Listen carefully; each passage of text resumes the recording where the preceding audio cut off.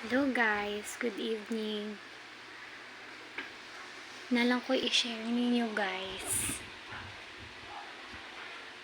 Nanawag na ko nga assistant daw siya ni Rosmar vlogger. Karon niya na siya nakadaog. Ako daw napili ni Rosmar na matagaan og 30,000. So nagduha-duha kog tuog, tinuod pa yung istorya. Karon ana siya na before daw nako madawat ang 30,000, kailangan daw nako sudlan akong GCash o balance.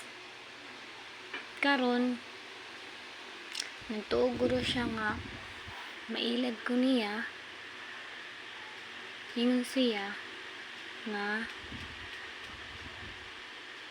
ihatag daw akong password sa GCash. Moto nagduda na dyan ko sa iya pag maayo nga naman imo pa ngayon akong GCash na private naman na. Kung tinuod gyud nga nakadaog ko, ihatag na largo. Sus karon kay nana ko nga ako asang klarohon si Ma'am Rosmar kay di man ingon ana sa iyang vlog. Hatag man siya diretso ug wala man siya giagi sa assistant. Moto nagkanga-kanga na siya imbes na Tagalog ningkalit og nakasultig Bisaya. Mo na guys nga dapat magamping jud mo kay ang scammer ron naa sa social media.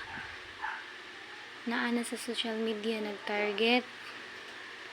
Mo na magamping tang tanan kay naara na sila naga-monitor. So, dapat dili dyan mo mutuo dayon. Ayaw dyan mo padala dayon. Kay, delikado. Mo to guys. Wala ra ko nailad niya. Siya, gikapoy na ko sige tawag. Hantod sa wala na siya nanawag. Ako mo siya ginan nga. Sa may tinod pangani mo kay report ka. To, wala na siya nanawag. So, ayaw na dyan mo comment sa Facebook kay diha tawagan ninyo ang number niya. Iladon mo, scam di ay ito. Bye guys!